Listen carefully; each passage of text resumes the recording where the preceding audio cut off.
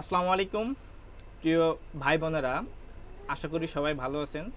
আজকে খুবই গুরুত্বপূর্ণ একটা বিষয় নিয়ে আপনাদের সাথে কথা বলবো। আমাকে অনেকেই মেসেজ দেয় যে ভাইয়া আমাদের রেজিস্ট্রেশন কার্ডের মেয়াদ শেষ হয়ে গেছে, বা আমি দেশের বাইরে ছিলাম, আমি কি করব, আমি আবার পড়াশোনা করতে চাই। তো আজকের ভিডিওটা একদম স্পেসিফিকভাবে, আপনারা টাইটেলে দেখতে পাচ্ছেন যে দ্বিতীয় বা তৃতীয় বর্ষের পর প্রবাসে ছিলেন, মেয়াদ শেষ হলে যা করবেন, অর্থাৎ এই রেজিস্ট্রেশন কার্ডের মেয়াদ রিনিউ করার জন্য কি করতে হবে। তো চলেন আমরা দেখি। আমরা এখানে সহজভাবে বলেছি, দেখেন, বিদেশে অবস্থানের কারণে মেয়াদ উত্তীর্ণ শিক্ষার্থীর রেজিস্ট্রেশনের রিনিউ বা পরীক্ষা সংক্রান্ত গাইডলাইন।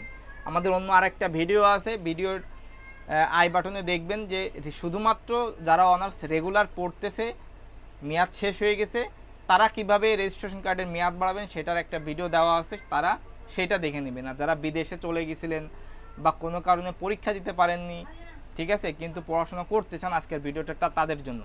তো আজকে দেখতে পাচ্ছেন ভিডিও ক্লাসের মূল উদ্দেশ্য হচ্ছে দ্বিতীয় বা তৃতীয় বর্ষের পরীক্ষা শেষ করে বিদেশে চলে যাওয়া শিক্ষার্থীদের দেশে ফেরার পর কোর্স সম্পন্ন করার সুনির্দিষ্ট আইনি ও প্রশাসনিক পদ্ধতিগুলো অত্যন্ত সহজে তুলে ধরা হলো। কারণ অনার্স ফাইনাল ইয়ার রেখে কিন্তু কেউ বিদেশ যায় না, তাই না? এই জন্য সেকেন্ড ইয়ার বা থার্ড ইয়ারেই ম্যাক্সিমাম বাইরে চলে যায়, তাদের জন্য আজকের ভিডিওটা। তো চলেন আমরা ধাপে ধাপে সেইগুলো দেখি। এখানে প্রথম যে পয়েন্টটা আমি রাখছি, মূল সমস্যা ও আইনগত বাস্তবতা। দেখেন, গ্যাপ ইয়ার বা স্বয়ংক্রিয় গণনা, বিদেশে থাকার কারণে 2 থেকে 3 বছর পরীক্ষা না দিলেও সেশনের মূল মেয়াদ কিন্তু 7 বছর থাকে, আর ডিগ্রির থাকে 6 বছর। এই সময় বাদ যায় না। কি বলছে? আপনি বিদেশ থাকেন আর যেখানেই থাকেন, আপনি ধরেন ফার্স্ট সেকেন্ড ইয়ারে পরীক্ষা দিয়ে চলে গেছেন, আপনার 2 বছর শেষ, এখনও 5 বছর আছে। এখন আপনি বিদেশে ছিলেন 3 বছর, তো আপনার কিন্তু ওই 3 বছর এইখান থেকে কেটে যাচ্ছে। আপনি পরীক্ষা না দিলেও কিন্তু আপনি স্টুডেন্ট, আপনার রেজিস্ট্রেশনের মেয়াদ আছে, সো ওইখান থেকে সেশনটা কাটা যাচ্ছে। ধরেন 5 বছর, এখনও আপনার 2 বছর আছে, আপনি বিদেশ থেকে চলে আসছেন, তাহলে আপনি কিন্তু পরীক্ষা দিতে পারবেন, কোনো সমস্যা নাই, ঠিক আছে? তা বলছে, দেখেন, সরাসরি রেজিস্ট্রেশন বাতিল নয়, মেয়াদ শেষ হলেই কোর্স চিরতরে শেষ হয়ে যায় না। তার মানে আপনার যদি মেয়াদ 2 বছর থেকে থাকে, আপনি কলেজে যোগাযোগ করবেন, বলবেন যে আমার এত সাল পর্যন্ত, আপনার সাল যা হয় হোক, হ্যাঁ, আপনার 7 বছর হিসাব করবেন, আপনি পরীক্ষা দিতে পারবেন কিনা, কলেজে আগে যোগাযোগ করবেন।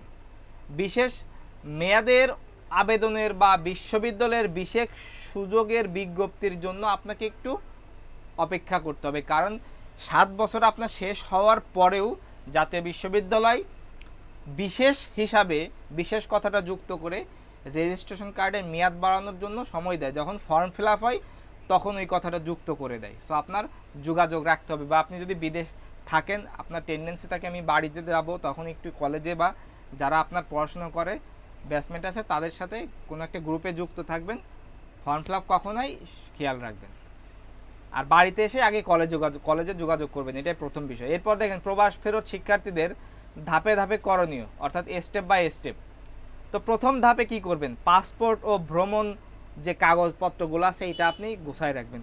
বিদেশে অবস্থানকালে প্রমাণ হিসেবে পাসপোর্ট, ভিসা, ঠিক আছে, বা বাংলাদেশে ইমিগ্রেশনের ডিপারচার অ্যারাইভাল সিলের ফটোকপি সত্যায়িত করে রাখতে হবে।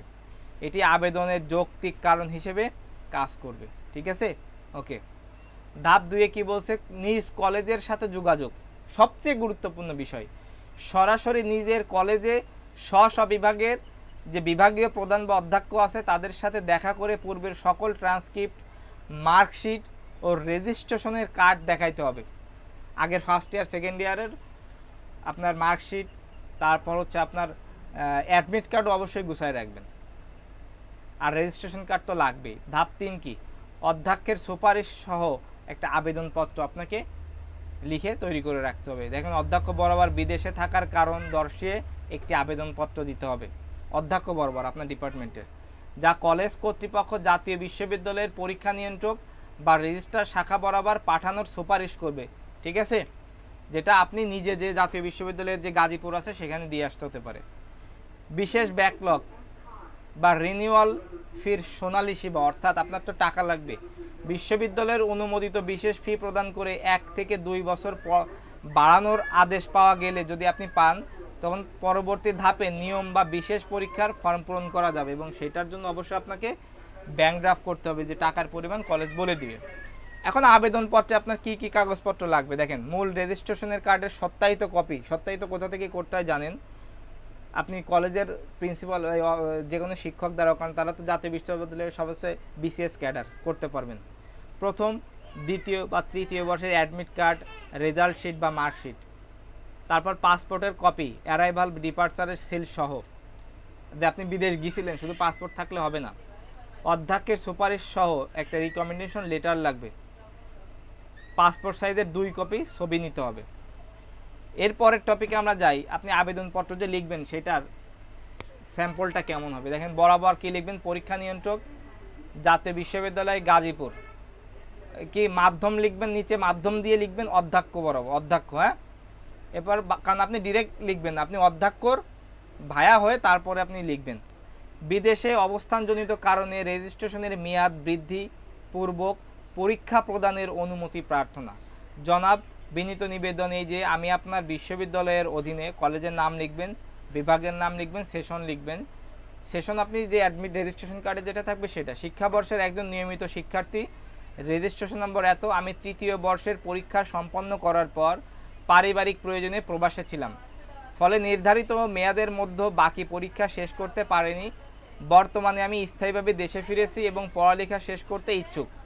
অতএব আমার প্রবাসে অবস্থানের প্রমাণাদি বিবেচনাপূর্বক বিশেষ বিবেচনায় রেজিস্ট্রেশনের মেয়াদ 1 বছর বা 2 বছর, যে কোনো একটা, আপনি 1 বা 2 দিয়ে দিবেন, বছর বৃদ্ধি করার অনুমতি প্রদানে মর্জি হয়। আপনি 1 বা 2 দিবেন, সমস্যা নেই। তো এই পর্যন্ত আপনার কাজ শেষ, ঠিক আছে। এখন আপনাকে একটা জরুরি কথা আপনাকে বলবো দেখেন। ইনকোর্সের মার্কস কিন্তু পরিবর্তন হবে না। আপনি ইনকোর্স পরীক্ষা দিয়েছিলেন প্রবাসের যেসব বিষয়ে, আপনি প্রবাসে থাকা আগে কলেজে থাকা অবস্থায় ইনকোর্স বা প্র্যাকটিক্যাল দিয়ে শেষ করে গিয়েছিলেন, সেগুলোর নম্বর আগেরটাই থাকবে। এই পরীক্ষা আপনারা দেওয়া লাগবে না। আপনি শুধু কি করবেন? নতুন যে রিটেন পরীক্ষাটা দিবেন, ঠিক আছে। আর একটা বিষয়, সেটা আছে দালাল চক্র ভাই এড়াই চলতে হবে। সরাসরি কলেজে গিয়ে কাজ করতে হবে।